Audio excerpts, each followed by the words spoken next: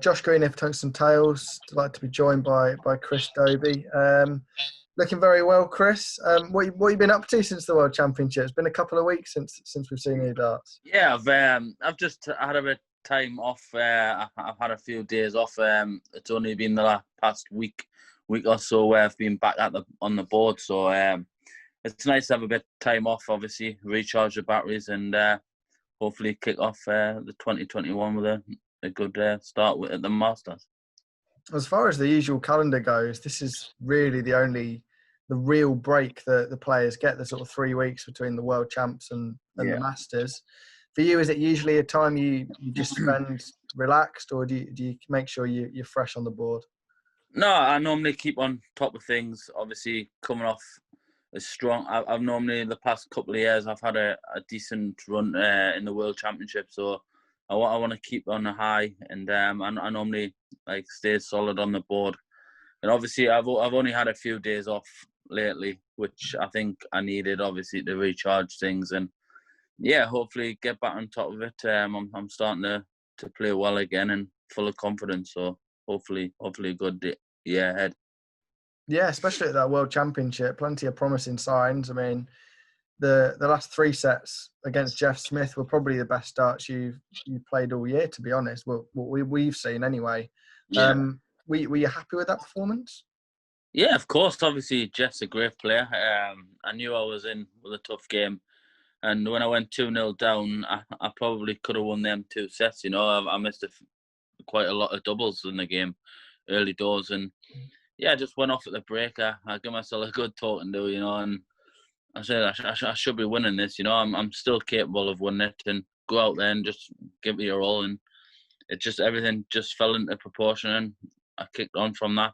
Once I got the first set under my belt, I think I just got a bit more confidence as the game went on, and I started to play my real stuff. Yeah, and obviously it didn't quite go for you against Darryl in the next round, but as you mentioned earlier, you're used to having some pretty good runs in the World Championship. Do you see this year as a success, considering the year you've had? There was some definite signs in the world, wasn't there? Yeah, it was definitely obviously my game wise, there was a lot of positives to take because I hadn't been playing the best the previous month or so beforehand. I went and I had a bit of dip of form, and it wasn't the best time to have the dip of form. I normally, if I have a dip, it's normally in between or at the start of the year, which isn't so bad because the most important competitions are at the back end of the year. And I normally seem to come good at the back end of the year. And obviously, I have become a little bit better and consistent at the end of the year. My performance in the World Championship, even against Darryl, I think I missed quite a few doubles. I could have had that game myself, maybe 4-1, 4-2. You never know.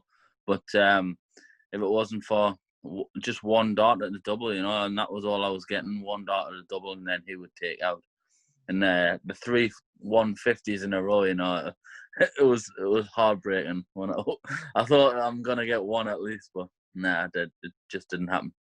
So is your practice routine now just been trying to hit that 150 every dart, is it? Yeah. Nah, I've just tried to mix things up again. I know my scoring's there, but I normally try and go do a few doubles, but it's hard to just practice doubles because you can't practice under pressure. You know, there's no point practicing your doubles. I keep telling people this. You know your scores there. You do some finishing, but you can't practice it. You can practice your doubles, but it's still not going to be the same because you're not under pressure. You know, you could hit them no bother in the house, but it's just getting that on the stage and feeling that pressure and seeing if you can do it on the day. It's just whatever happens on the day. You mentioned the dip in form sort of earlier in the year up until the World Championships, I guess. Is there anything you can put that down to, or? No, everybody goes through it. It might have been not enough practice, but I was playing online competitions and stuff like that, so it wasn't as if I wasn't practicing.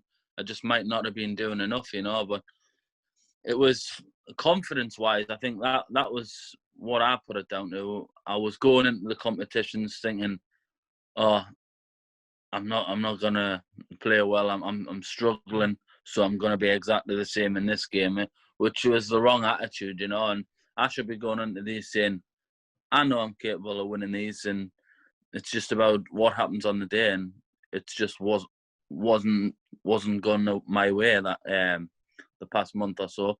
I played well in the Players Champs against Madras and didn't get nothing for it. So yeah, those slow signs of my best game to come, and hopefully, like I say, I can put that more and more time in on the board, and hopefully it pays off. How much of a boost is it that you're going to be able to play in the Masters with it being expanded to 24 and get some regular games? Yes, it was a nice surprise when I seen that.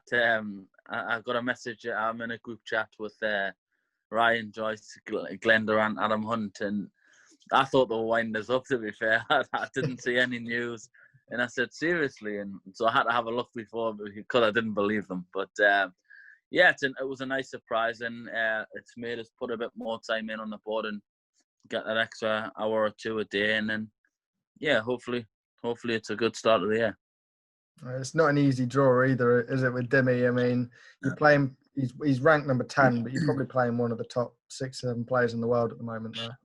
Yeah, form-wise, he's playing absolutely fantastic. I don't think he's averaged under 100 for God knows how long, It's just he's averaging silly amounts, but it's not all about averages. You can win with 110, you can lose with 110. It's just whatever happens on the day, and I'll be prepared right for that day.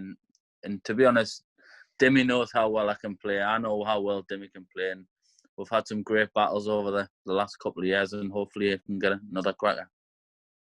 So what are you looking forward to in this year then? I mean, we don't know how many tournaments we're going to see, but where do you want to be in 12 months' time? What are the goals? Well, I was kicking on for the top 16, obviously, before the start of last year, and obviously the years didn't go to plan. We dropped quite a few competitions, but we're still allowed to play in competitions as well. So it was a big help, but in a way, it didn't get us to where I wanted to be. So hopefully I can push on for that top 16 now. I'm quite a bit away at the minute, but hopefully there's more and more competitions to come, and we can get through that, because I'm defending a lot of money this year. So it's all about doing it early doors and what I wasn't already in, making the money in the competitions I wasn't in before I can defend the big amounts and back end of the year. Yeah, I was going to say you are defending a fair bit in 2021. Is it important you get off to a good start and can get some money on the board as soon as possible?